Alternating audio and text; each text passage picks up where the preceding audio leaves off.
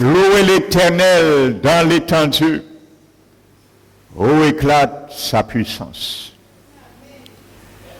Louez l'Éternel dans son sanctuaire. Louez l'Éternel pour l'immensité de sa grandeur. Louez l'Éternel avec des tambourins et des danses. Louez l'Éternel avec le chalumeau. Louez l'Éternel avec le luth et la harpe.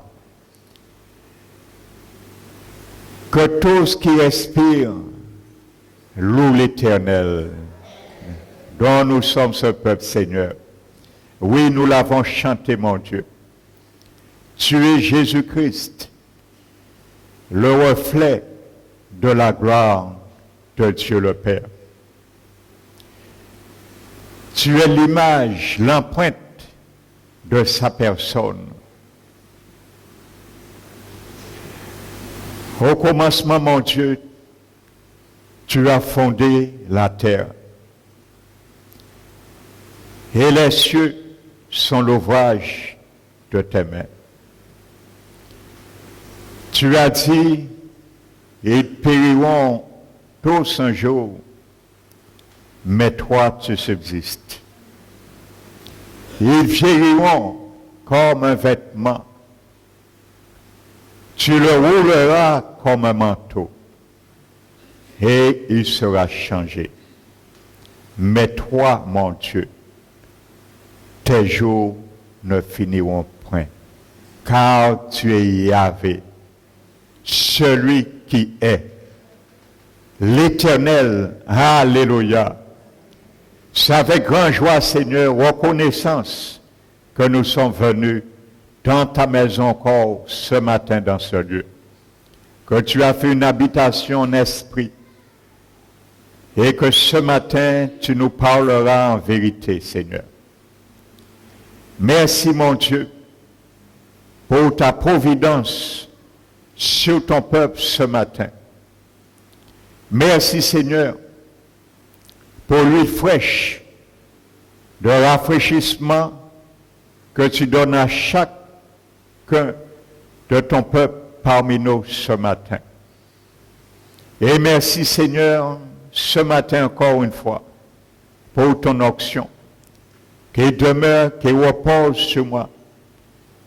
Afin, Seigneur, que tu mettes ta parole dans ma bouche et que chacun de nous puissions, Seigneur, recevoir avec douceur cette parole qui a déjà été implantée en nous, afin que nous puissions croître encore en grâce, en sagesse, en statut, devant ta face chaque jour, car c'est elle aussi, mon Dieu, qui sauvera notre âme.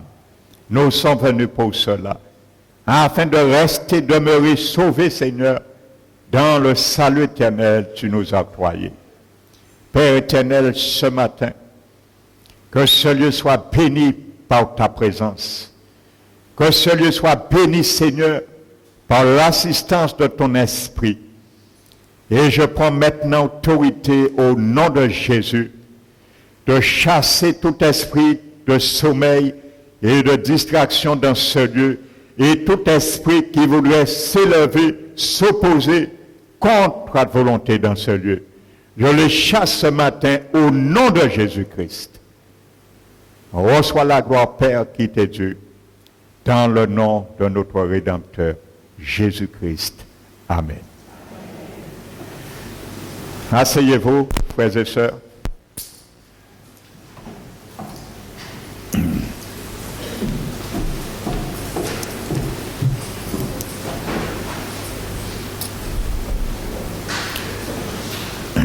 Je salue fraternellement chacun de vous dans la présence de notre Dieu.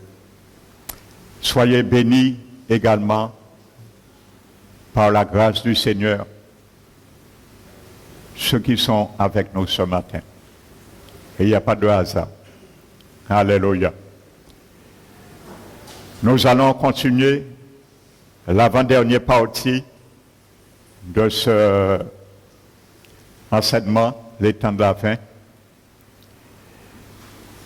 Avant finalité, dimanche prochain, nous viendrons vraiment sur les noces et le festin de l'agneau.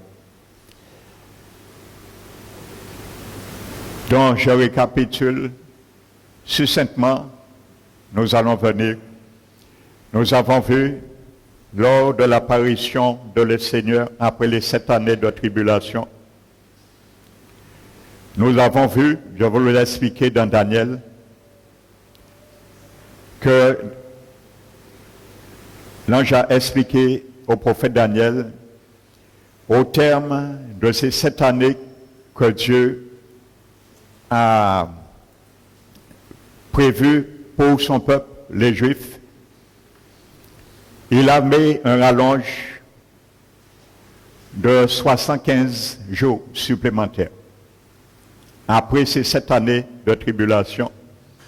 Et nous avons vu ces 75 jours dont Daniel disait, heureux ceux qui verront 1335 jours. Alléluia. Donc ces 75 jours supplémentaires de ces 1260 jours qui correspondent à la 3e partie, comme nous l'avons vu, les 3 années et demie de la dernière tranche des 7 ans. Donc nous considérons que ces 75 jours ne sont pas d'une manière décrits, d'une manière anodine. Donc il y a 4 choses majeures que nous devons considérer après les 7 années de tribulation, quand Jésus revient. Et il y a premièrement, nous avons vu, il y aura du dégât sur la terre. Alléluia. Et il y aura du nettoyage à faire, particulièrement après la guerre d'Armageddon. Alléluia. Où les nations vont se soulever pour combattre l'agneau et nous qui viendrons avec lui dans les cieux, dans les airs. La Bible appelle cette guerre l'Armageddon, l'avant-dernière guerre cataclysmique que nous connaissons sur cette planète, avant la dernière qui se fera 1000 années après, par Satan, qui va permettre à cette nation Magog et le chef Gog de réunir les chefs, les nations pour se soulever contre le gouvernement de Jésus qui sera 1000 ans sur la terre. Donc, premièrement, il y aura ça. Nous devons considérer que quand Jésus viendra, donc, il devrait aller, comme la Bible nous le dit, nous allons le voir, chercher les Juifs qui sont restés 3 ans et demi cachés, et nous allons le voir à Bostra, une ville de Pétra en Jordanie. Alléluia. Donc, ils seront là, et le Seigneur ira les chercher. Amen. Ensuite, il y aura le jugement des nations, nous avons vu. Jésus l'a expliqué dans Matthieu 25. Lorsqu'il viendra, maintenant, la guerre d'Armageddon est finie. Donc les anges iront et ramener tous les élus aux 4 coins du monde. Et ce sera le jugement des nations. Comme je l'ai expliqué dimanche, je ne vais pas revenir. Pour ceux qui nous visitent, les enseignements sont filmés sur CD, DVD, vous pouvez les avoir gratuitement. Donc, il y aura le jugement des nations. Les boucs seront jugés, ce sont ceux qui ont joué avec la grâce de Dieu. Et les brebis à sa droite, ce sont ceux, les rescapés, qui se sont donnés au Seigneur malgré la tyrannie, le gouvernement de cet homme, l'Antichrist et le faux prophète. Donc ce sont ces rescapés qui vont peupler la terre pendant les 1000 ans et peut-être l'éternité. Donc troisièmement, nous allons voir que Jésus, pour la première fois maintenant, il sera couronné. Alléluia, en tant que roi des rois et seigneur des seigneurs. Jésus sera intronisé également. Au terme de ces 75 jours, nous devons considérer avant son entrée dans les 1000 ans. C'est pour cela, nous l'avons vu, qu'il y a cette marge 75 jours supplémentaires avant que Jésus rentre dans son règne de 1000 ans. Et nous, en tant que chrétiens, ceux qui seront qualifiés vont régner avec lui. Donc Jésus sera intronisé, tout cela se fera devant tout l'univers. Alléluia, au vu de tout. Ceux qui seront sauvés et également les rescapés qui ont la chance de rentrer dans les 1000 ans. Et en dernier lieu, nous allons voir les noces et le festin des noces de l'agneau. Alléluia, qui se fera également sur la terre et non au ciel, comme nous l'avons compris. Donc, considérons ces 75 jours, il y aura ces 4 choses qui seront inclus dans ces 75 jours que Daniel a dit se rallongent. Amen. Donc nous en reviendrons. Alléluia. Donc ce matin, je vais parler un peu de la condition de l'Église et comme je vous ai dit que l'Antichrist n'apparaîtra pas tant que l'Église sera là. Donc nous allons le voir parce qu'il y a certains qui disent que nous serons déjà la première tranche de la tribulation et nous verrons l'Antichrist avant l'enlèvement. Alléluia.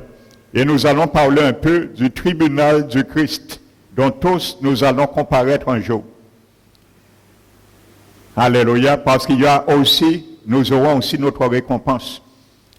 Donc vous comprenez, il y a toutes ces choses qui nous attendent. Alléluia, après les 7 années de tribulation. Amen. Donc c'est clair, les 7 années, c'était pour les Juifs, le peuple de Dieu. Amen. Mais les 75 jours ne les concernent pas. C'est un rallonge. Alléluia. Et comme je viens vous l'expliquer, toutes ces choses seront incluses dedans. Prenons le livre de 2 Thessaloniciens et le chapitre 2.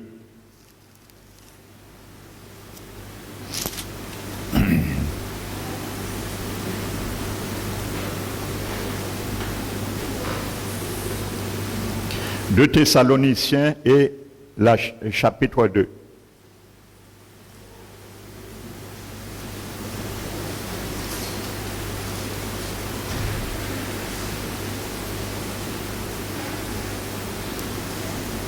Nous n'allons pas tout prendre, je reviendrai tout à l'heure sur ce test. Amen. Pour venir sur un terme que nous devons bien saisir, le mot apostasie. Nous prenons le verset 7. La Bible dit, en parlant bien sûr de la dictature de l'Antichrist, il sera déjà implanté, il sera déjà sur place, sur cette terre. Donc Paul nous dit au verset 7, quand le mystère de l'iniquité agit déjà. Parce que cet homme va amener l'iniquité dans son paroxysme. Mais le mystère, Paul dit, de l'iniquité agit déjà d'une manière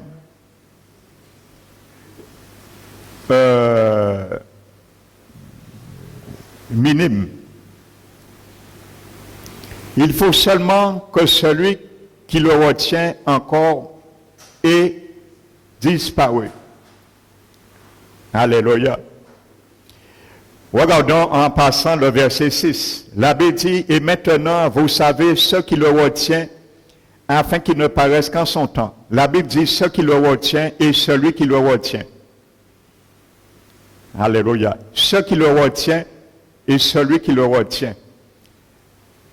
Donc nous allons voir qu'est-ce qui le retient. Et celui qui le retient, là, nous voyons 2 choses. Une puissance qui retient l'Antichrist et une personne également qui le retient. Alléluia. Donc, dans ce test, vous savez, le mot iniquité ou anomie décrit la nature de l'Antichrist, qui décrit la nature plutôt de l'Antichrist, signifie 100 fois. Alléluia. 100 fois. Alléluia. Ni loi qui rejette tout attachement à Dieu et toute norme. C'est une forme de libertinage extrême ou d'anarchie. Alléluia. Voici ce que ça veut dire ce mot grec qui est traduit par iniquité. Et Paul dit ce mystère agit déjà au sein de son peuple. Ce qui étonne, mais c'est une réalité. Vous savez, la Bible dit que également le peuple de Dieu va se trouver, l'apostasie a toujours existé. C'est la façon de se révolter, de se retirer, de contester, détourner les choses de Dieu. Ça a toujours existé également. Donc ce sont ces choses que nous voyons malheureusement dans l'Église du Seigneur. Le peuple de Dieu, bien souvent, ils ne veulent pas que leur vie soit modulée par les lois de Dieu, par les principes de Dieu. Il y a beaucoup de chrétiens qui vivent et qui veulent vivre sans normes. Alléluia. Quand j'appelle normes, je parle de la Bible. Mais si nous vivons sans normes, nous sommes des aveugles.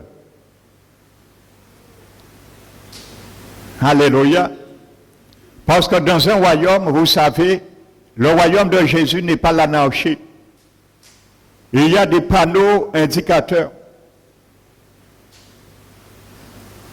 Ce sont les principes régis par la constitution de notre Seigneur Jésus. Pour son royaume, nous sommes les citoyens. Donc, il y a une constitution établie sur nos vies. Un citoyen français ne peut pas vivre sans constitution. Parce que la constitution a des lois établies et tout citoyen qui viole enfreint ces lois sont passifs de sanctions.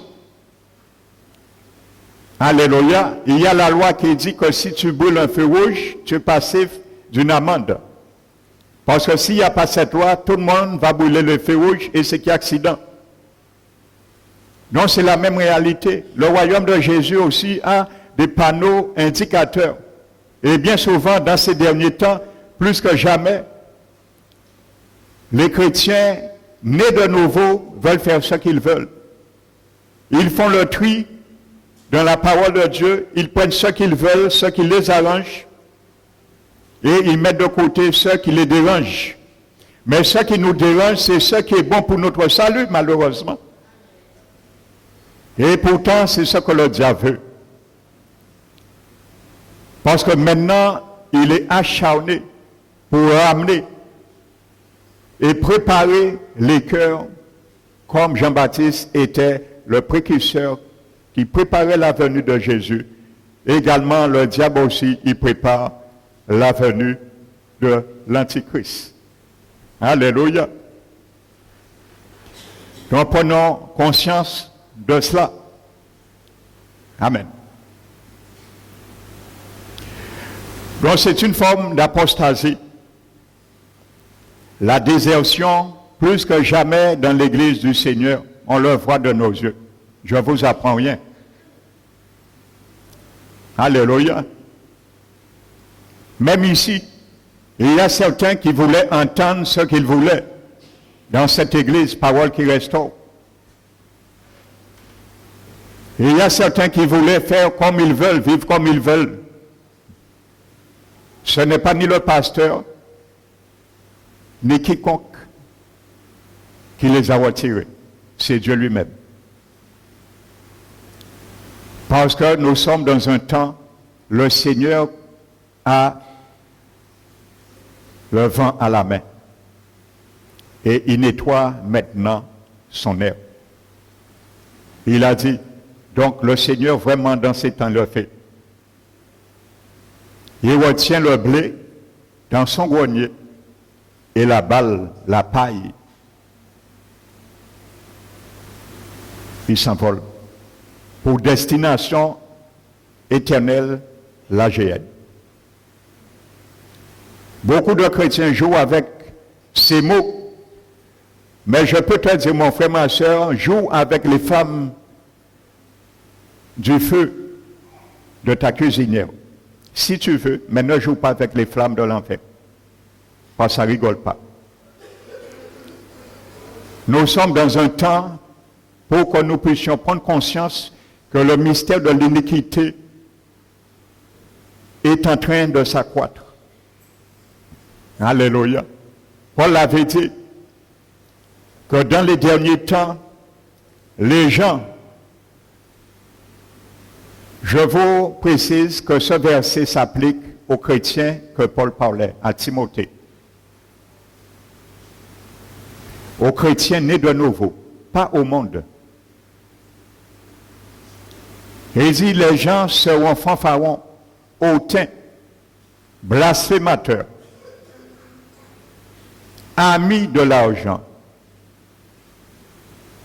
irreligieux, rebelles à leurs parents. Plus que jamais, on n'a jamais vu les chrétiens, les jeunes, les enfants aussi rebelles dans les églises chrétiennes à leurs parents que cette génération.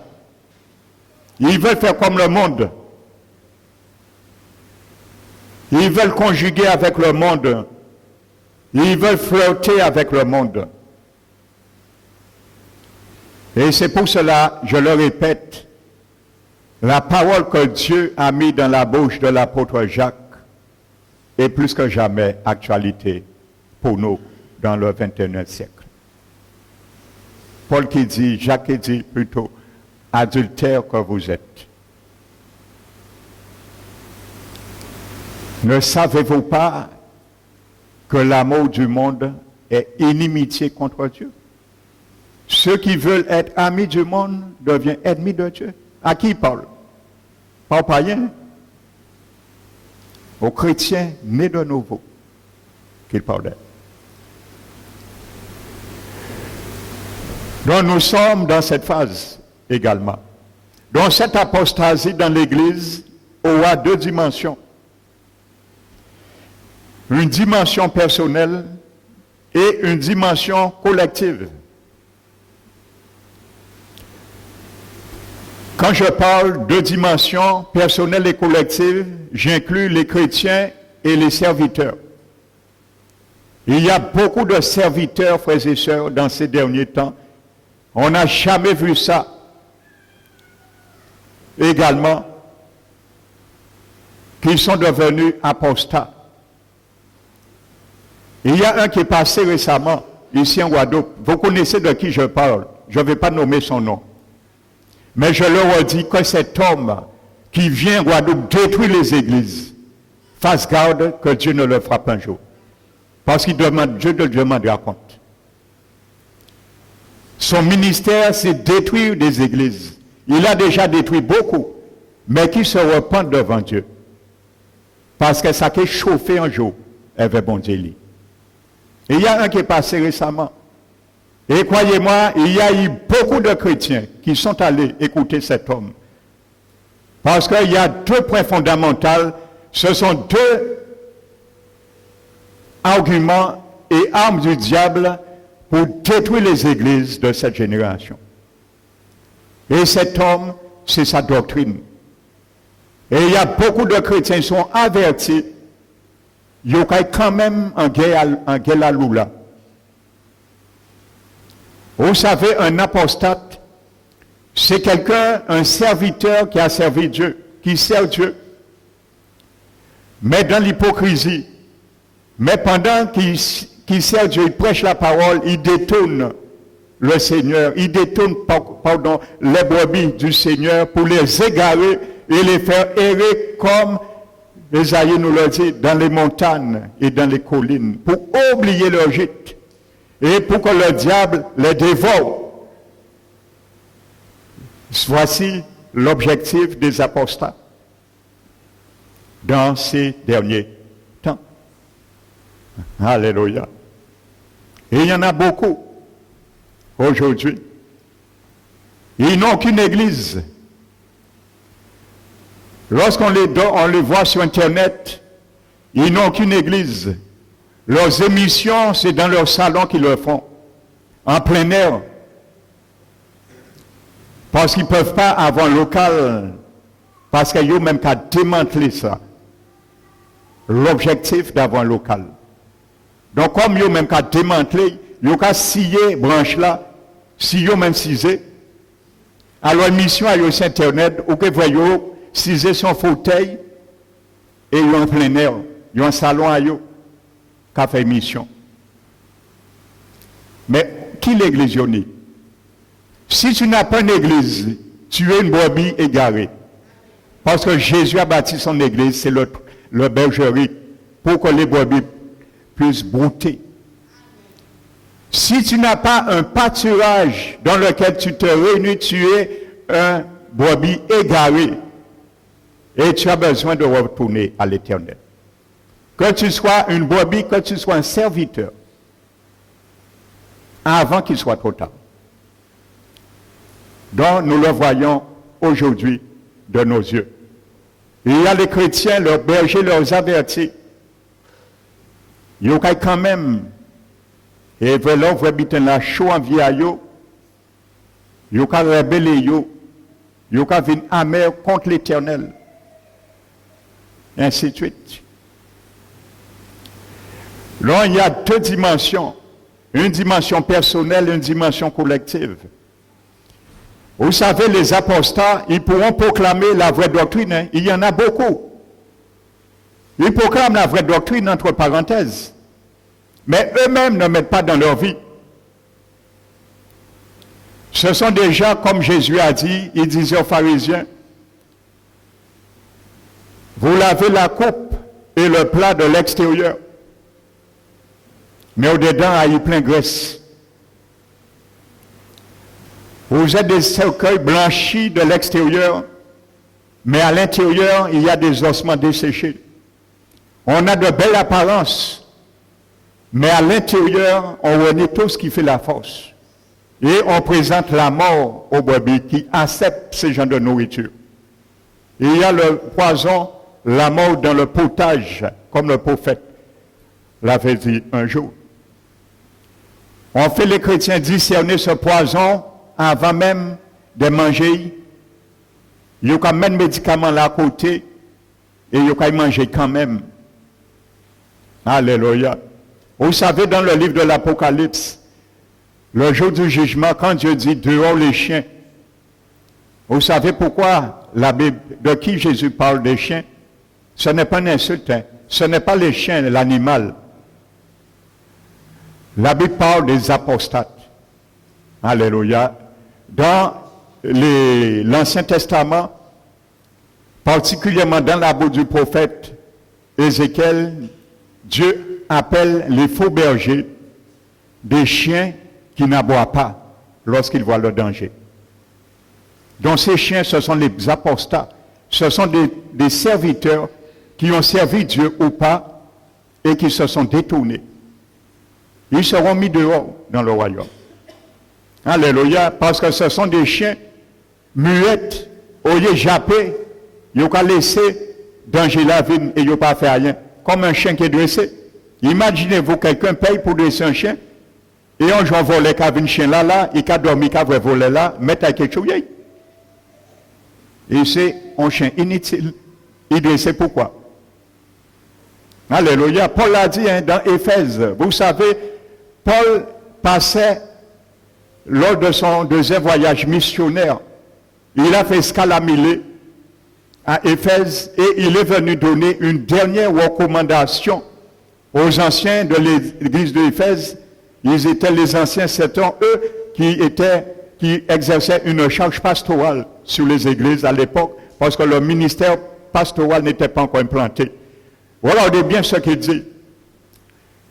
Il dit, prenez garde, parce que je sais à mon départ, il s'introduira beaucoup de loups ravisseurs qui n'épargneront pas le troupeau. Autant de Paul, a fortiori maintenant. Il dit aux anciens, prenez garde à vous premièrement. Prenez garde à vous premièrement, de peur de ne pas être, entre parenthèses, implicitement, un apostat. Alléluia. Paul savait ce qu'il disait. Il dit aux anciens, prenez garde à vous premièrement, et ensuite à tout le troupeau. Alléluia. Donc s'il il parle d'un troupeau, il y a des brebis qui constituent le troupeau. Qui Jean ou quasi, il ne faut pas unir en bergerie. C'est pour égarer le peuple. Deuxièmement, à tout le troupeau qui les a établis sur le troupeau, le Saint-Esprit. Que le Saint-Esprit vous a établi évêque. Le mot évêque, surveillant. Alléluia. Il n'y a pas de ministère ancien évêque. L'évêque, c'est le ministère des anciens, du pasteur. C'est son ministère de surveiller sur le troupeau. Alléluia. L'évêque, ce n'est pas celui qui a une grande robe et un gros croix, qu'apana, il a donné évêque à pas ça. Alléluia. Il y a 3 termes interchangeables que la Bible parle. Berger, ancien, évêque. Ces 3 terminologies qui représentent une même fonction. Que le Saint-Esprit vous a établi évêque, surveillant, afin que vous paîtriez l'Église du Christ. Alors si l'Esprit a établi des serviteurs sur le troupeau, il faut un troupeau. Donc quand quelqu'un vient vous dire qu'il ne faut pas avoir une bergerie, c'est un apostat qui va vous égarer et rejeter, vomissez cet enseignement. Il y a beaucoup, ils n'ont pas fait ça, ils n'ont pas venir en Guadeloupe faire ça. Fragiliser l'œuvre du Seigneur. Et malheureusement, ce sont des chrétiens naïfs, même avertis, qui ont soutiré ces bougassa. Et ils ont eu force.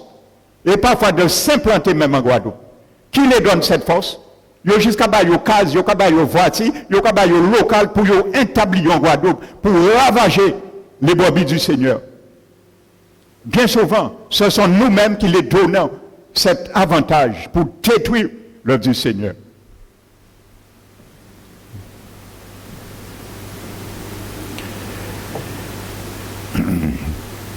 Donc je disais, ils vont proclamer la vraie doctrine et les vrais enseignements du Nouveau Testament, mais ils abandonneront les exigences morales de Dieu. Comme dit Ésaïe 29, 13, notez. Matthieu 23, 25, 28, notez.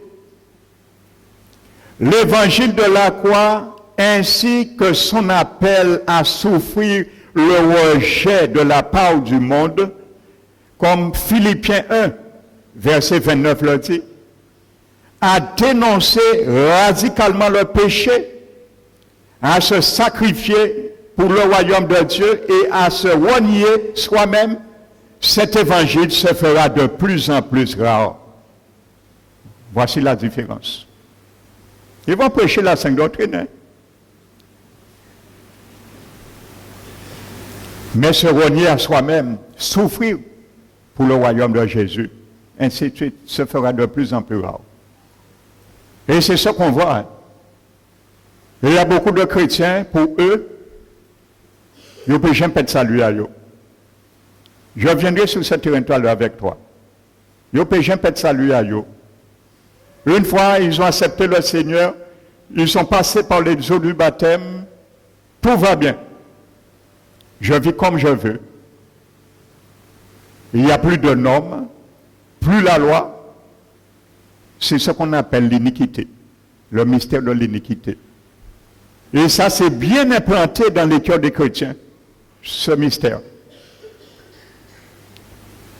Alléluia. Ce genre d'évangile se fera de moins en moins rare. De dire la vérité, de peur que l'Église se dévide. Cet évangile se fera de moins en moins rare. Parce que si on dit la vérité, les chrétiens qui sont partis. Mais ce n'est pas parce que tu vas camoufler la vérité, tu vas promettre un évangile autre que l'évangile de Jésus, que tu vas sauver quiconque. Ton église, oui, va remplir. Mais combien sera sauvé? Combien sera sauvé? l'Église aura 3000 membres, mais combien ils sont vraiment sauvés? Ne croyez pas tous les chrétiens nés de nouveau sont sauvés. Hein? Sortons dans cette illusion. Nous ne serons pas tous sauvés. Ceux et celles qui ont gardé l'amour de la vérité. Ceux et celles qui se sont chaque jour battus, assujettis leur corps, les traiter durement pour s'éloigner de l'iniquité. Paul a dit que celui qui prononce le nom du Seigneur s'éloigne de l'iniquité. C'est ce que je viens de vous dire. S'éloigne à renoncer, à rejeter toute forme de norme morale. La parole, les lois de Dieu. À renoncer à toute forme de libertinage. J'ai la liberté, je fais ce que je veux. Pasteur là dit ça, mais moi c'est conscient qu'à vivre. Il peut toujours dire bitin. Libertinage, le mystère de l'iniquité. Quand l'Antichrist viendra, nous j'ai préparé à ça. Là qui dit nous, prosternez-nous, nous qui dit, bon Dieu qu'à comprendre.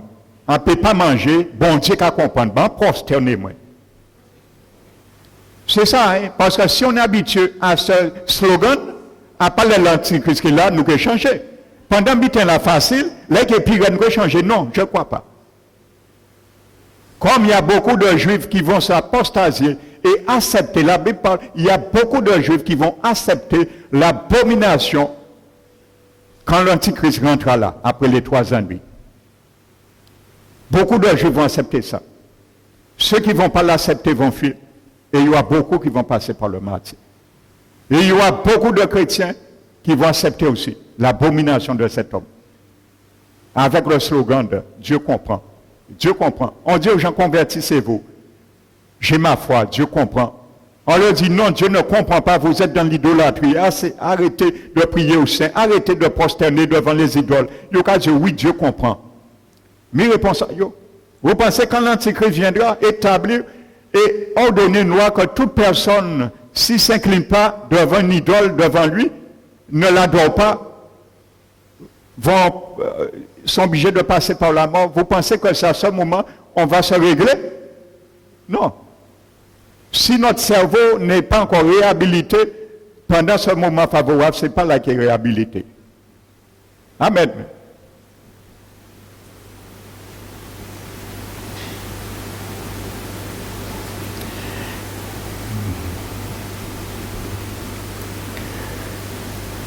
Prenons Ésaïe, chapitre 28.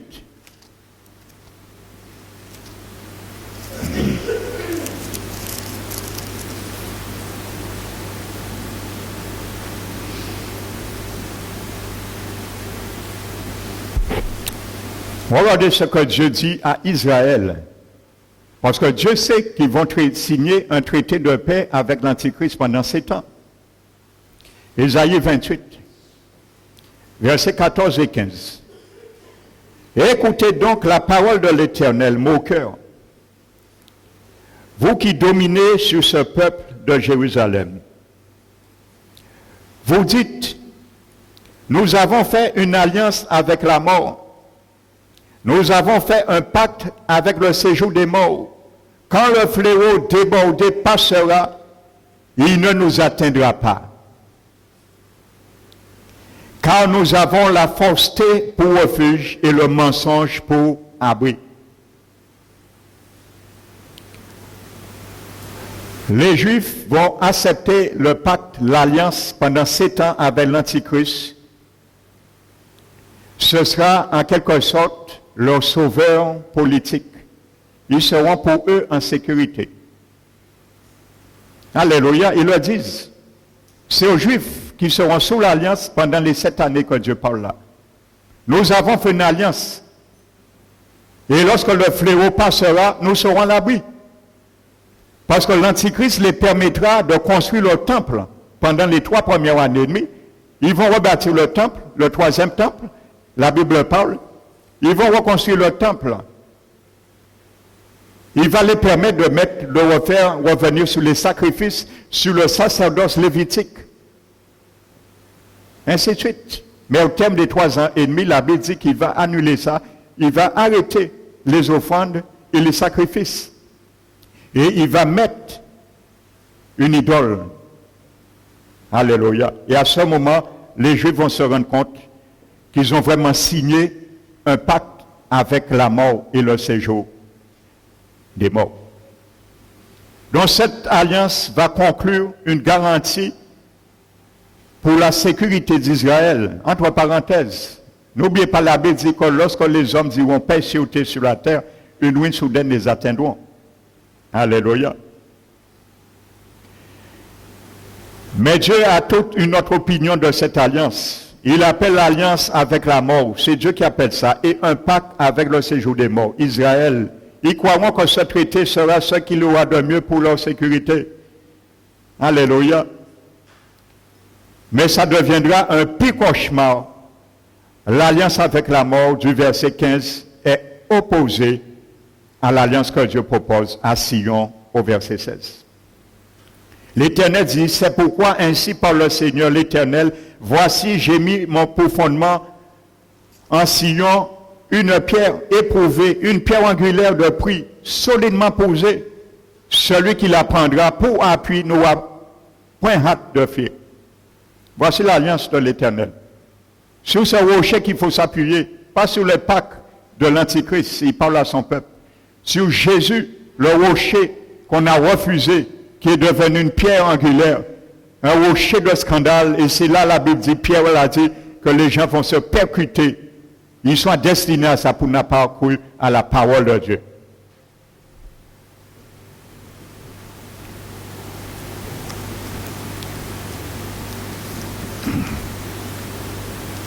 Donc ce sera leur pire cauchemar.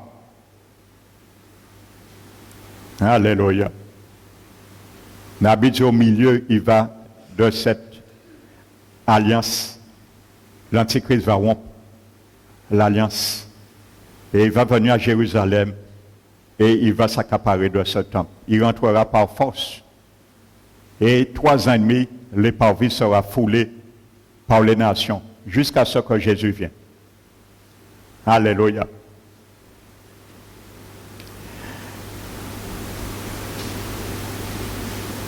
Donc nous l'avons déjà vu ça. Cet homme nuira à l'existence de Dieu. L'ultime blasphème qui inaugurera la grande tribulation lorsque l'Antichrist prendra possession du temple juif. 2 Thessaloniciens, chapitre 2, verset 3 dit, je reviendrai dessus. Matthieu 24, 15 le dit également, nous l'avons déjà vu, je vais passer. Il va pénétrer par force dans le lieu très saint. Il s'assiera et proclamera qu'il est Dieu. Alléluia. La seconde partie de l'abomination, de la désolation se passera lorsque la seconde bête fera une image de l'Antichrist et va établir cette image à l'intérieur du temple. Cela se dressera dans le lieu très saint, l'abomination, Apocalypse 13, Paul et Daniel 12, verset 11. Notez. Dans la Bible parle dans Daniel 12, verset 11, une image que l'Antichrist fera. Cette image pourra être une idole animée surnaturellement afin de paraître vivante. On ne sait pas quel artifice que Satan va mettre en œuvre. La seule chose on sait, qu'il va donner pouvoir à l'Antichrist. Alléluia. Il va établir le trône, son trône sur la terre. C'est l'Antichrist qui sera assis sur le trône du diable sur la terre. Alors cet homme fera des choses vraiment abominables dont on ne peut pas s'imaginer. La Bible nous décrit une partie, mais on ne sait pas dans la réalité l'aboutissement de ces choses.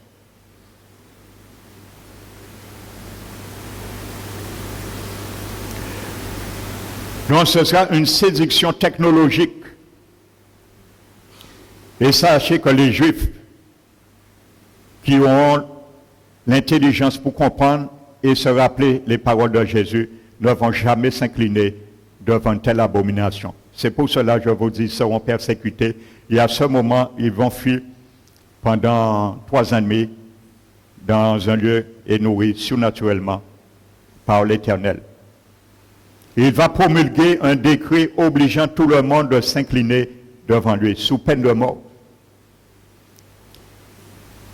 Les Juifs, en refusant de s'incliner devant celui qui a été son sauveur politique, attirera immédiatement sur eux un ultime holocauste. Vous savez, cet holocauste que les Juifs connaîtront n'a rien à voir avec l'holocauste qu'ils ont connu après la Deuxième Guerre mondiale. Vous savez, l'Allemand a détruit 6 millions de Juifs lors de la Deuxième Guerre mondiale. Ça a été l'Holocauste. Ce ne sera rien comparé à ça. Alléluia. Ça a été un avant-goût.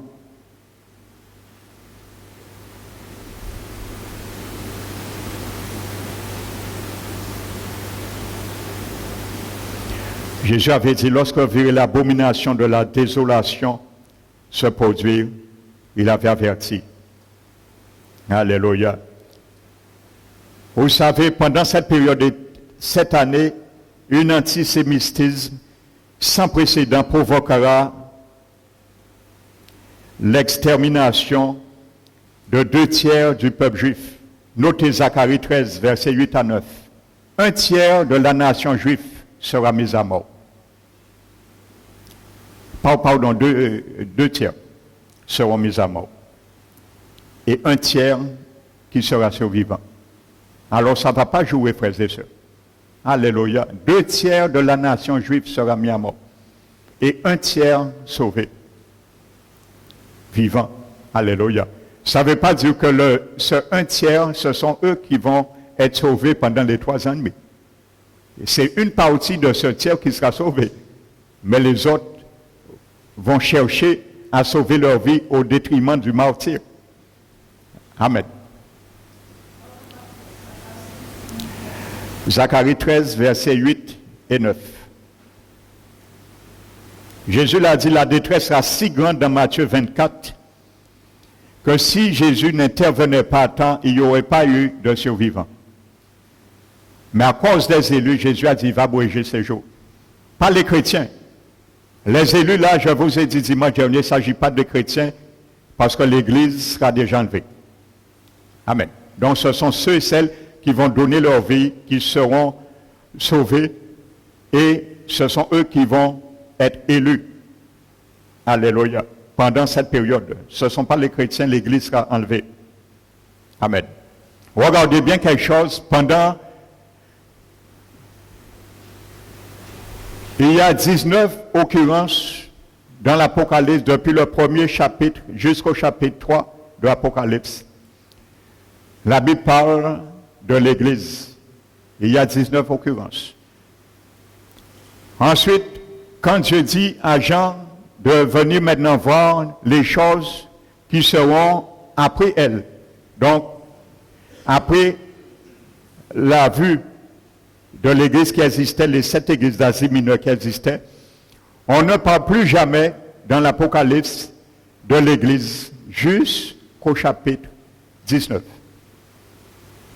Alléluia. Il y a 2 choses qu'on ne parle jamais pendant tout le déroulement de l'Apocalypse. C'est l'Église. On ne parle plus jamais de l'Église parce que l'Église n'existe plus sur la terre. L'Église est déjà au ciel. Et je disais, même les chrétiens qui vont rater le vol, ils ne seront plus jamais l'Église. Parce que l'Église a un commencement, l'Église aura une fin quand Jésus viendra. C'est fini. Tous les sauvés, maintenant, ce sont les amis et les femmes, les filles d'honneur pendant les noces. Alléluia. Ce sont les invités des noces. Ils ne pourront jamais être l'Église.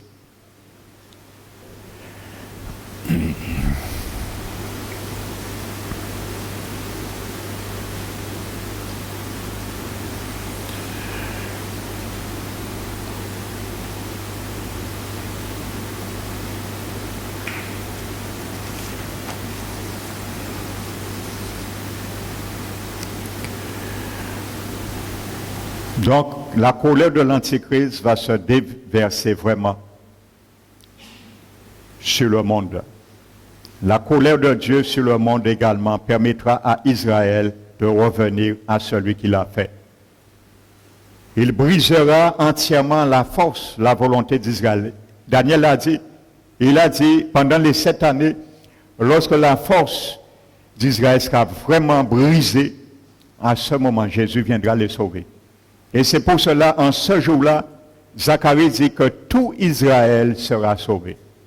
Lorsqu'ils verront de leurs yeux leur Messie venir sur le mont des Oliviers. Ils combattent en leur faveur et les sauver. La Bible dit que Jésus va faire descendre sur eux toutes les autres rescapés des 1/3 d'Israël, un esprit de grâce et de supplication. Il va descendre sur eux et tout Israël sera sauvé. Ils vont dire à Jésus, qui t'a fait ça? Les stigmates, Jésus les a gardés. Ils vont se rappeler, c'est eux qui ont renié leur Messie lorsqu'il était venu. Alléluia.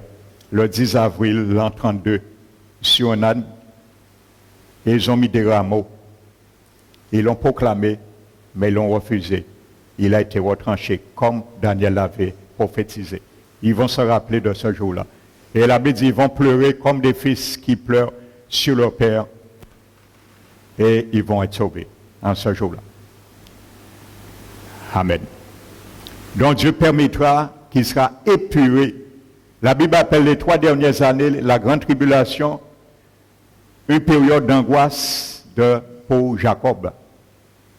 Alléluia. Afin de les épurer comme le potier qui épure l'argile.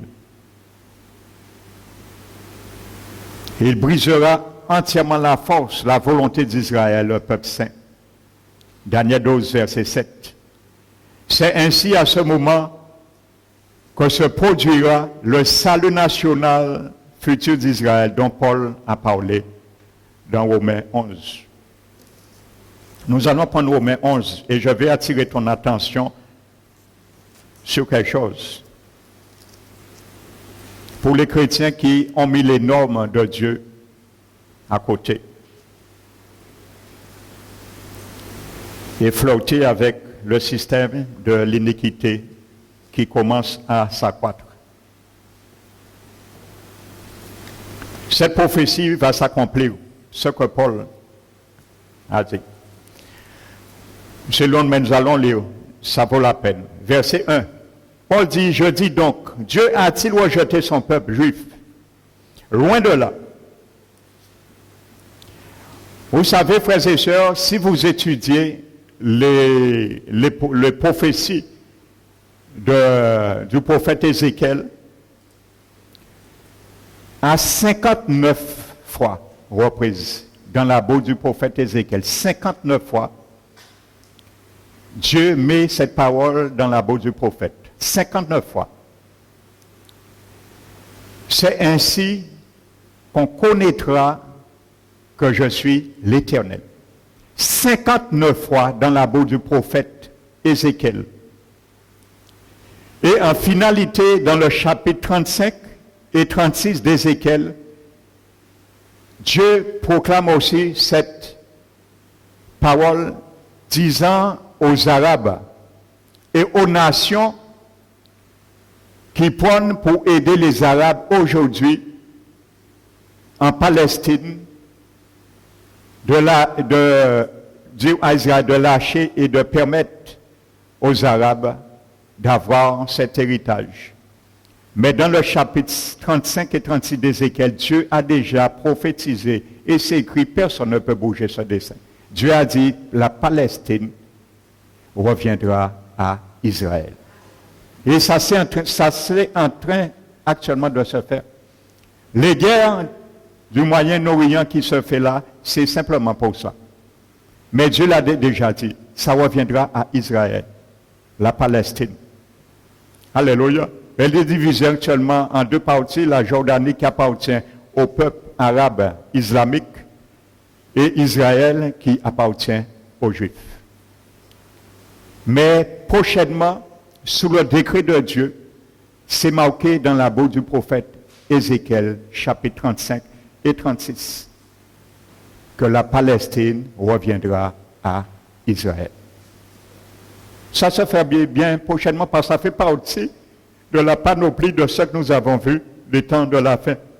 Ça se met en place actuellement. Alléluia.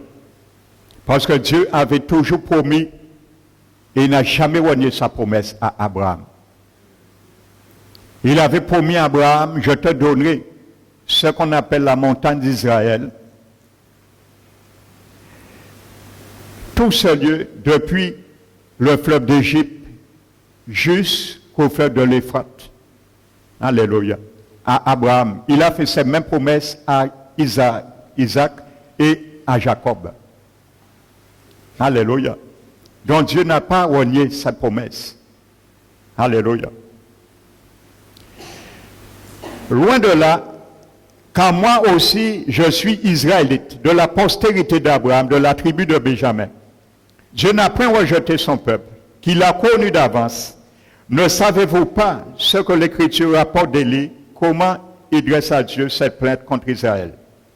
Ainsi de suite. Jésus a illustré ça dans des paraboles des noces aussi. On a tué les prophètes, ainsi de suite, ceux qui ont été invités.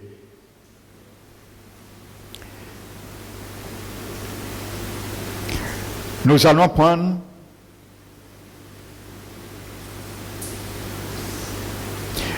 verset 11.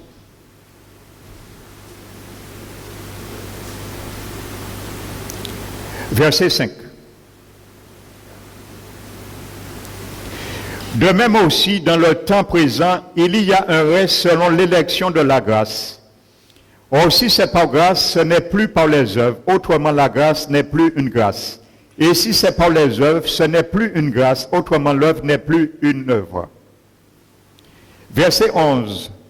Je dis donc, est-ce que pour tomber qu'ils ont bronché loin de là, mais par leur chute, le salut est devenu accessible aux païens afin qu'ils soient excités à la jalousie. Et c'est pour cela que nous avons vu qu'au terme des 69 années prophétiques de Daniel, des 70 années prophétiques de Daniel, semaine, Dieu a mis son horloge à zéro là, nous l'avons vu. Et Dieu a permis, avant cette dernière semaine, les 7 années, 2000 ans, pour que les païens puissent rentrer maintenant. Alléluia. Comme Israël a renié le Seigneur, Dieu a mis son horloge prophétique à zéro lors de la 69e semaine prophétique qui correspond à 483 années qui s'est écoulée. Maintenant, la Bible dit, pour que le maximum des païens puissent entrer pour exciter la jalousie.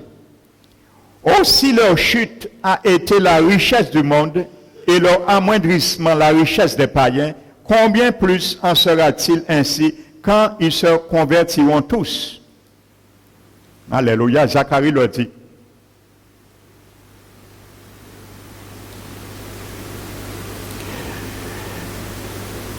Maintenant, verset 13, je vous le dis à vous, païens, en tant qu'apôtre des païens, je glorifie mon ministère, afin, s'il est possible, d'exciter la jalousie de ceux de ma race et d'en sauver quelques-uns.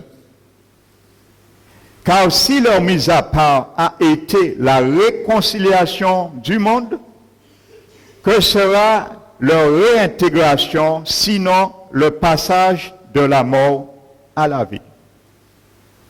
Israël est mort actuellement et spirituellement.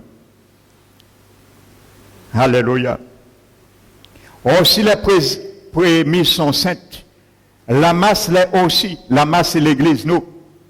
Les prémices, c'est Jésus. Donc, ça veut dire, si tu fais partie de l'Église du Seigneur, ta vie doit être sainte. Parce que si les prémices, Jésus est les prémices de la première résurrection, il est saint, 3 fois saint, notre vie doit être sanctifiée parce que nous sommes la masse. Alléluia. Une fête des prémices, il y avait un gâteau et il y avait une prémisse de la pâte qui était prélevée pour offrir à l'Éternel un gâteau le jour de la Pentecôte.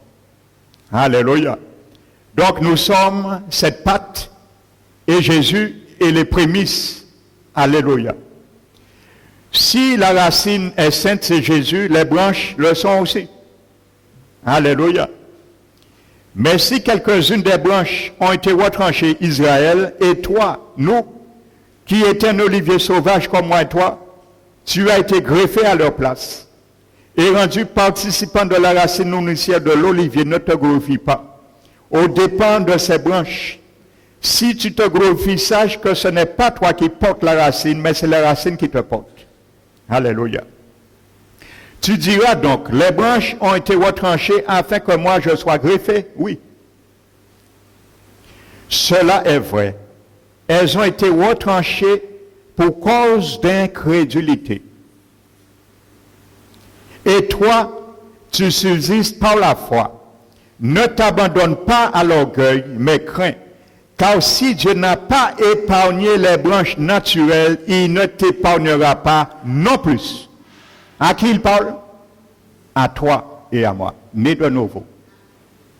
Si Dieu n'a pas épargné Israël, il ne va pas t'épargner non plus. De quoi? De la GN. Alléluia. Donc si tu conjugues avec le mystère de l'iniquité, tu mets tout norme moral de la parole de Dieu, sache un jour ce qui t'attend. Dieu ne va pas t'épargner. Et il ne va pas m'épargner non plus. Si nous sommes dans le monde, le système d'iniquité, nous avons fait ça, nous, libertinage. On vient comme on veut à l'église. Parce que c'est ça la mode, c'est sa génération-là. Alors, moins qu'à venir qu'on veut à l'église, bon Dieu qu'à comprendre. Bon Dieu qu'à comprendre. Tout ça, c'est bon Dieu qu'à comprendre. Mon seul but est bon Dieu qu'à comprendre, que nous devons être saints. Parce que sans la sanctification, nul ne verra le Seigneur. C'est ça, bon Dieu qu'à comprendre. Et moins qu'à comprendre que bon Dieu qu'à comprendre. Alléluia. Sans la sainteté, sanctification, nul ne verra le Seigneur. Alors tu peux comprendre tout ce que Dieu veut comprendre pour toi, mais il ne comprend rien de toi, ce que tu lui dis. Il comprend une seule chose, c'est que tu comprennes ce qu'il te demande pour toi. Alléluia.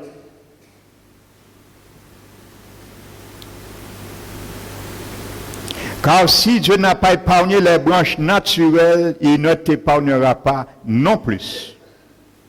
Considérez donc la bonté et la sévérité de Dieu. Amen. Aujourd'hui, les chrétiens considèrent que la bonté de Dieu. Ils considèrent tellement la bonté de Dieu que bon Dieu vit non bonbon. Dieu est bon, il n'est pas un bonbon. Là, il vient bonbon, nous a las, goûter bonté, nous a pas de goût là. Alléluia. Lorsqu'on met un bonbon dans notre langue, au début, nous avons senti goût, après 5 minutes, nous avons pas de goût. Il trop longtemps en bouche en nous. Dieu, c'est pareil. Au début, l'abbé dit, si tu as goûté que l'Éternel est bon, approchez-vous de lui. Continue à t'approcher. C'est un processus dans le grec. Ça veut dire que quand tu as goûté le jour de ta nouvelle naissance, Jésus est bon, continue chaque jour dans le grec. C'est ça que ça veut dire, l'illustre mot grec, qui est traduit par approchez-vous. Ça veut dire que c'est un processus que tu t'approches de jour en jour, d'année en année, plus près de Jésus. Mais loin de là, on s'écarte de plus en plus de Jésus, des jours et des années, jusqu'à urgence apostasie, et on reste sous les bancs de l'apostasie assis là. On vient nous parler de l'évangile, ouais, on t'a dans l'église, on voit ça, ouais, il a blessé moi, c'est ça qu'a fait aller, ouais. On raisonne. On est assis maintenant sur les bancs de l'apostasie. Qu'est-ce qu'on attend sur ce banc? Le fleuve du diable, il passe un jour, hein. Parce que Dieu n'est pas dans ses bancs. Dieu est ailleurs dans ses bancs. Un jour, le fleuve du diable passera, il fera rafale. Et si tu es assis là, tu partiras avec le fleuve. Mais donne gloire à Dieu. Mieux vaut te laisser bercer dans les vagues des flots de son amour. Parce que là, personne ne va t'emporter. Laisse-toi bercer dans les flots des vagues de son amour, comme nous le chantons parfois. Est-ce que nous sommes vrais lorsque nous chantons ce chant? Alléluia. Eh bien, voici la réponse de Paul. Considérez la bonté et la sévérité de Dieu. Sévérité envers ceux qui sont tombés. Et bonté de Dieu envers toi. Si tu demeures ferme dans cette bonté, autrement tu seras aussi, dites-moi le reste. Autrement tu seras aussi, plus fort, retranché. Tu l'as confessé. Alors ne cherche pas à être retranché. Alléluia.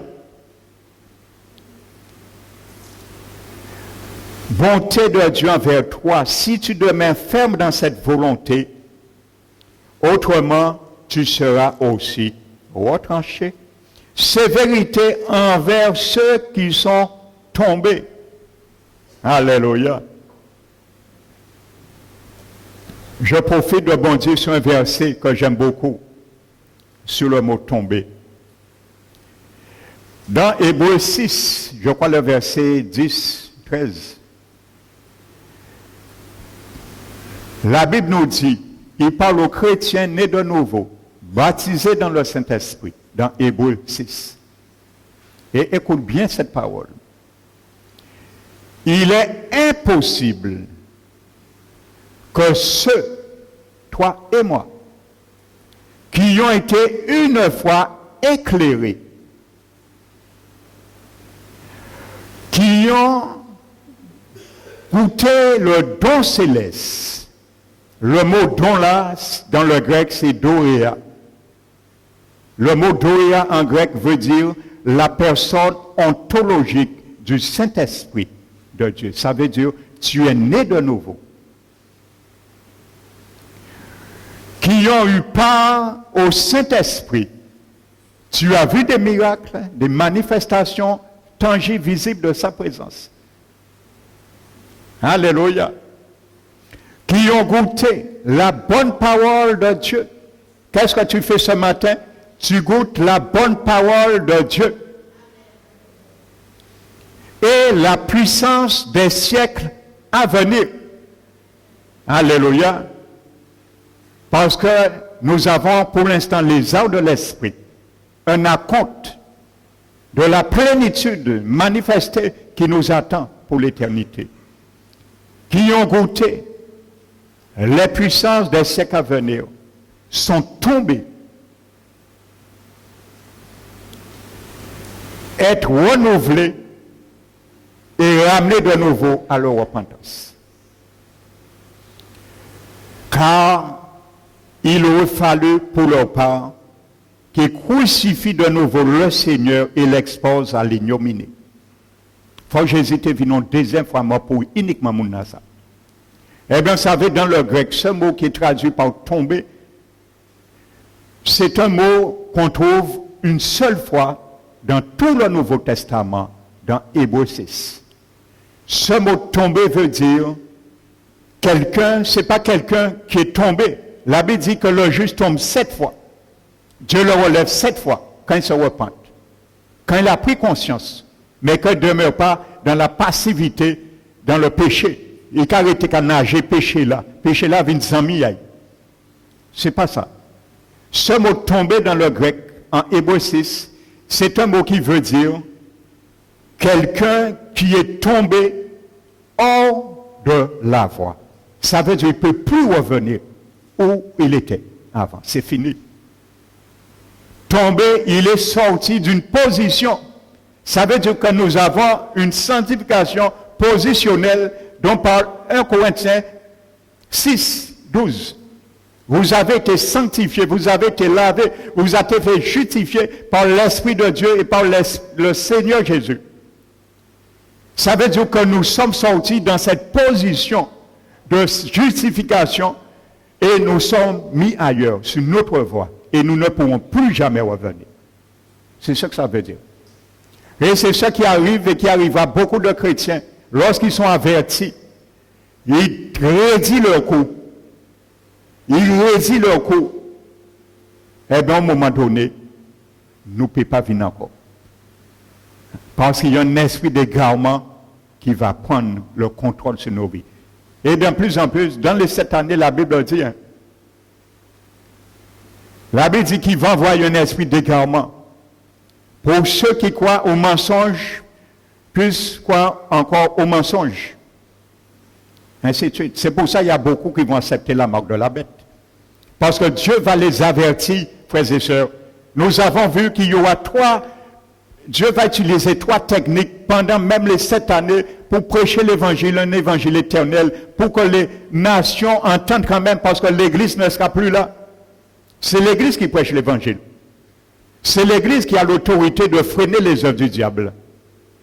C'est l'Église qui a l'autorité de combattre dans les lieux célestes, de renverser les fléaux, les attaques du diable sur nos vies, sur la nation. C'est l'Église qui a ça.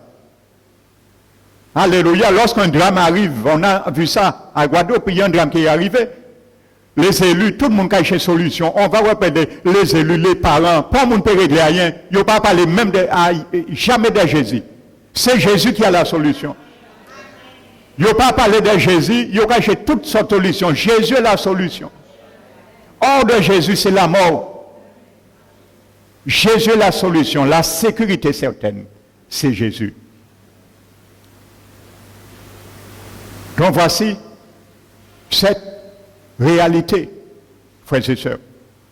Et Paul, l'auteur des Épîtres aux Hébreux, décrit bien ce qu'il entend, qui peut plus revenir. Il parle pour bien faire comprendre que c'est aux chrétiens nés de nouveau qu'il s'adresse. Et il dit ensuite, lorsqu'une terre est abreuvée, la terre c'est ta vie, c'est ma vie.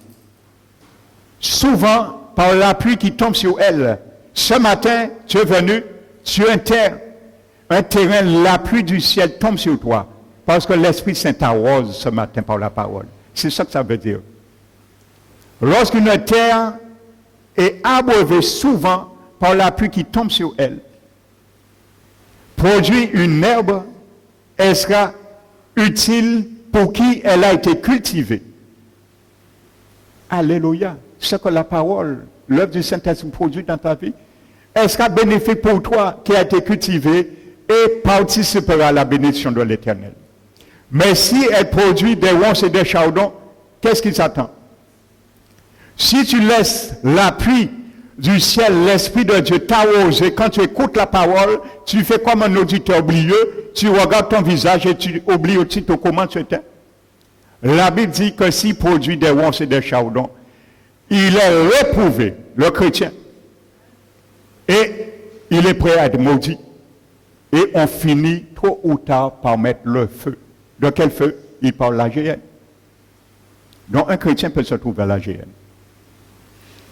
Si tu ne laisses pas la pluie qui abreuve ta vie, ton cœur, tes pensées, tes actes, tes paroles, ainsi de suite, pour produire une herbe utile, pour l'Éternel son royaume, il va produire des chardons et des ronces et des épines. Parce que tu ne voudras pas, c'est les ronces et les épines qui vont germer aussi. Alléluia, il y a la bonne semence, il y a la mauvaise semence. Prenez un terrain, frères et sœurs, un terrain, défrichez un terrain, mettez des bonnes semences. Vous allez voir, arroser souvent cette terre, vous allez voir la bonne semence va germer. Mais à votre étonnement, vous allez voir, il y a des mauvaises semences, des mauvaises herbacées qui vont sortir aussi. Vous ne les avez pas plantées, mais ils sont là, ils étaient là. Potentiellement, ils étaient là. Ils sont sortis, ils ont pris naissance par la même pluie que tu arrosais la bonne semence. C'est la même réalité. Il y a des mauvaises pensées, des mauvaises paroles, des choses que nous tenons secrètes dans nos vies de la nature charnelle qui n'est pas éradiquée lors de notre nouvelle naissance, qui c'est là, la nature ancienne est là et la nouvelle nature. Quand la parole est prêchée, c'est la pluie du ciel. Quand l'Esprit Saint nous exauce, c'est la pluie du ciel qui nous abreuve. Alléluia. Donc si nous ne laissons pas cette bonne herbe d'être cultivée, la mauvaise herbe sort aussi. Donc notre nature peut prendre le dessus sur la nature divine et produire des épines et des ronces. Et nous permettre de nous ramener à perdre notre salut. Alléluia. Alors comment dire aux chrétiens, puis j'aime pas de salut. Il fallait supprimer ces versets. Il faut supprimer ces versets. Et ça, ce n'est pas exhaustif, il y en a beaucoup, il y en a des centaines qui nous mettent en garde contre ça. Alléluia. Paul cite dans Romains 11, Ésaïe, pour conclure ce matin, Ésaïe 59.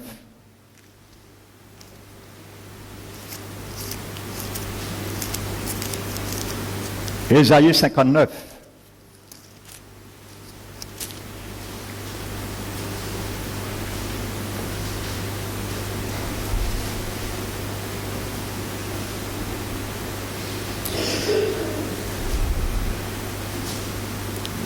Verset 19, on craindra le nom de l'Éternel depuis l'Occident et sa gloire depuis le soleil levant. Quand l'ennemi viendra comme un fleuve, l'Esprit de l'Éternel le mettra en fuite. Un Rédempteur viendra pour Sion, pour ceux de Jacob qui se convertiront de leurs péchés. Alléluia. La Bible a dit, en ce jour, tout Israël, Zacharie 13 sera sauvé. Mais ceux qui se convertiront, par Dieu peut sauver pas monde par force. Ce sont les rescapés en dehors de ceux qui ont fui à Bostra, en Jordanie, le reste qui vont s'échapper, qui vont accepter, quoi qu'il leur coûte, les survivants ou les martyrs ressuscités. La Bible dit, pour ceux de Jacob qui se convertiront de leurs péchés, dit l'Éternel. Alléluia. Si tu ne te convertis pas de tes péchés, tu ne peux pas être sauvé. C'est la première démarche. Voici mon alliance avec eux, dit l'Éternel. Ainsi de suite. Donc c'est là qu'ils vont être nés de nouveau, comme Ézéchiel 37 l'avait dit. La deuxième phase, je mettrai en vous mon esprit. Alléluia. Le dimanche prochain, frères et sœurs, nous allons voir les noces de l'agneau. Nous allons voir 4 choses. Quand Jésus vient, c'est qu'il se pose sous les montagnes des Oliviers. Nous allons voir des tests à l'appui, bien sûr. Nous allons voir Jésus ira chercher les Juifs qui seront cachés pendant 3 ans et demi. Il ira les chercher. Nous irons avec lui. Deuxième chose, il va rassembler les nations, il va juger les nations. Troisième chose, le couronnement du Seigneur se fera. Alléluia. Quatrièmement, il y aura les récompenses. Chacun, nous allons passer devant le béma, en grec, le trône pour les récompenses. Et je vais attirer votre attention dimanche sur ça. Je n'ai pas le temps ce matin.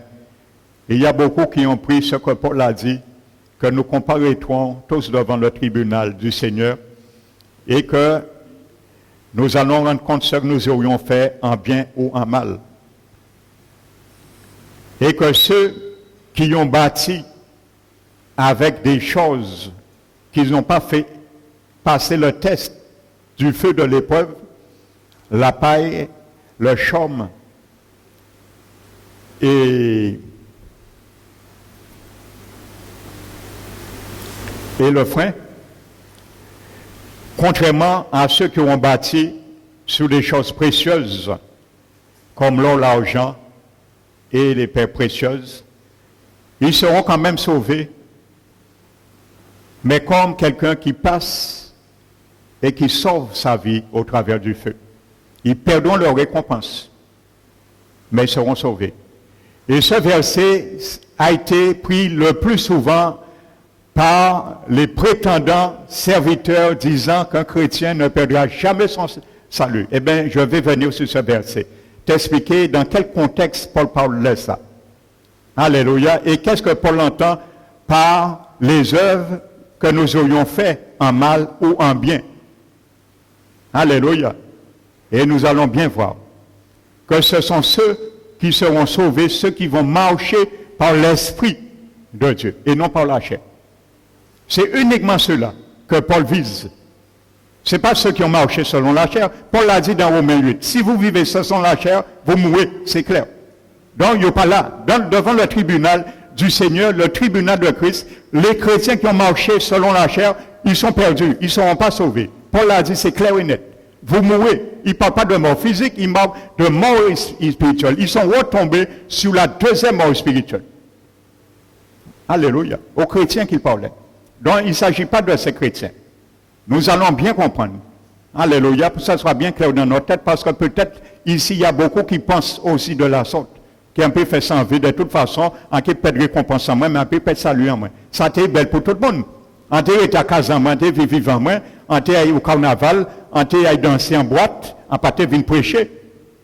En savent, en qui peut saluer en moi. J'aurais perdu mon temps alors de venir vous prêcher le dimanche. Quelle utilité j'aurais à me fatiguer? Non. En qui est à casa en moi, qu'on l'a fait. En qui est des télé, en qui est des films, qu'on l'a fait, on l'a chrétien. Au lieu de venir au cul le dimanche, il y a regarder des courses, il y a regarder des matchs, il y a regarder des courses à cyclistes, il y a regarder des films. Il y a dire fatigué. Mais là, on est fatigué. Si tu prends autorité si chère là, dit chère là, d'après ou fatigué, au nom de Jésus, en cas de du moquer à l'église. Et bon, tu es fatigué là, qu'à partir. Fatigué là, tu es parti tout de suite. Parce que proclamer, ou prend autorité si chère là. Et chère là, nous aurons qu'attendre.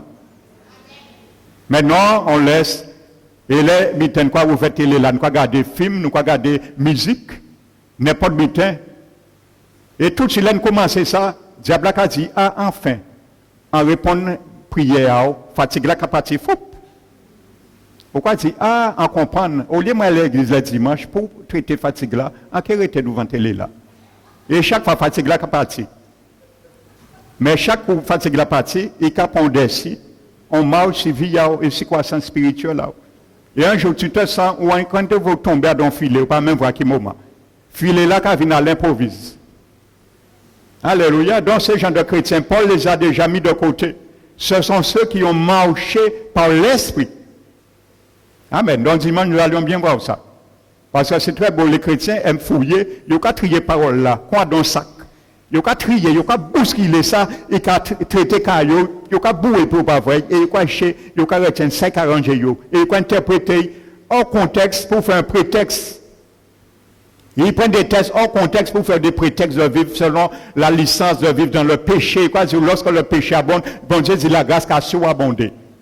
Mais bon Dieu pas dit que l'on va vivre volontairement dans le péché, la grâce qu'a surabondé. C'est l'on va vivre sainement et on va pécher par faiblesse, grâce là qu'a surabondé par faiblesse. Alléluia. Aujourd'hui, on a trop de prétextes pour ne pas suivre le Seigneur. Je comprends, nous sommes dans ce temps. Je suis aussi dans ce temps comme vous. Si on ne pas traité comme un Dieu, moi aussi, qui est contre tous ces chrétiens rétrogrades là. Alléluia. J'ai beaucoup de raisons parfois d'abandonner, frères et sœurs. Je vous le dis. Je ne sais pas ça comment rapport. Là, pour servir le Seigneur, vous ne le savez pas. Il y a beaucoup, j'ai beaucoup de choix aussi, j'aurais pu abandonner. Mais pourquoi je vais le faire? Non, je ne vais pas donner ce cadeau au diable. Après, il y a chance là, ça. C'est devant qu'elle est lui qui est. Il qui est. Chaque jour qu'avance, il est. Alléluia. Donc nous tous, nous avons notre combat. Nous tous, nous avons à tenir rigueur avec notre chair, avec notre nature. Et à nous soulever avec violence contre la nature pécheresse qui veut nous endormir spirituellement. Amen. Alléluia. Je te servirai, Seigneur, tant tu me permettras d'avoir le sceau de vie. Alléluia. Et ma prière, que tu me gardes pour ta venue. Parce qu'un vrai jour là, ça. Alléluia. Mon désir, c'est de voir le jour du Seigneur, d'être transmuté. J'aurais voulu avoir cette expérience sans passer par la mort physique. Alléluia. Ceux qui nous ont déjà précédés, c'est aussi mieux pour eux. Ils connaîtront aussi la résurrection. Mais ceux qui n'ont jamais connu la mort, ce sera une belle expérience. Un clin d'œil d'être transmuté. Ce corps revêtir incorruptible, immortel, et spirituel, et glorieux. Alléluia. Et sachez, je le répète, c'est nous qui verrons la venue du Seigneur, cette génération. Parce que, comme je vous l'ai dit, pour ceux qui prennent cet enseignement ce matin, j'ai donné les deux grands signes que Jésus avait dit, que cette génération qui les verront ne passera point. C'est nous. Alléluia. Que le nom du Seigneur soit béni, glorifié. Alors, si tu veux savoir dans quelle catégorie tu es, pour le tribunal de Christ, viens dimanche voir. Alléluia. Afin que ceux qui ne sont pas à leur place, il ne sera jamais trop tard pour que nous puissions reprendre place où nous étions partis dans l'arène. Que le nom du Seigneur soit glorifié. Mettons-nous debout, frères et sœurs. Nous allons nous mettre debout. Fermons les yeux. Seigneur, merci mon Dieu. Tu nous prépares, Seigneur, pour ce grand jour mémorable où tu saisiras la couronne entre tes mains pour nous la déposer, Seigneur. La couronne, Seigneur, de victoire à tous les vainqueurs. Vivement, Seigneur, ce grand jour. Mais il y en a encore, Seigneur, du trajet, Seigneur, du travail encore, individuellement, collectivement, pour chacun de nous, pour ton Église, Seigneur. Que ce matin, nous puissions, Seigneur, prendre encore un souffle nouveau, un renouvellement, un nouvel zèle, Seigneur, pour les déployer et pour continuer, Seigneur, à marcher et à te suivre. Merci encore, Seigneur, pour ta parole. Merci, Seigneur, pour cette pluie. Ton conseil d'en haut, tu as fait pleuvoir encore sur nos cœurs. Et que chacun de nous, la nature divine en nous, se laisse abreuver. Car tous nous aspirons, Seigneur, d'une manière ou d'une autre, à produire, comme dit ta parole, une herbe utile, car ainsi nous participerons à la bénédiction de Dieu. Nous prions ce matin encore, Seigneur, il y a beaucoup parmi ton peuple, encore qui sont assis sous les bancs de l'apostasie, que tu les ramènes, Seigneur. Tu les as donné encore le souffle de vie. Et tu dis tout ce qui respire l'eau l'Éternel. Il ne soit pas trop tard que tu les ramènes, Seigneur. Que tu ouvres leur entendement et que le voile d'aveuglement que l'adversaire, dans leur conception, a mis dans leur pensée, déchire ces voiles, afin qu'ils voient, Seigneur, comme tu veux qu'ils voient, afin qu'ils comprennent comme tu veux qu'ils comprennent. Ramollis de nouveau ce cœur qui tend à s'endurcir, mais ne laisse pas aucun cœur de tes peuples rétrograde devenir du béton, Seigneur. C'est ma prière, Seigneur, que ton eau, ton fleuve coule parmi nous, que nous nous baignons, Seigneur, de ta grâce excellente et tout don parfait qui vient de toi, Seigneur, le Père des esprits. Aide-nous à nous baigner, laver quotidiennement, Seigneur, matin, midi et soir, dans cette source d'eau vive, Seigneur, dont tu es la fontaine qui contient cette eau, mon Dieu. Renvoie-nous, Seigneur, dans ta paix. Renvoie-nous dans ta sérénité, Seigneur. Et que ta paix soit l'oreiller de chacun de nous, mon Dieu. Nous te remercions, Père. Nous te bénissons, Père, dans le nom de notre Rédempteur, Jésus-Christ. Amen. Nous allons bénir maintenant notre Seigneur.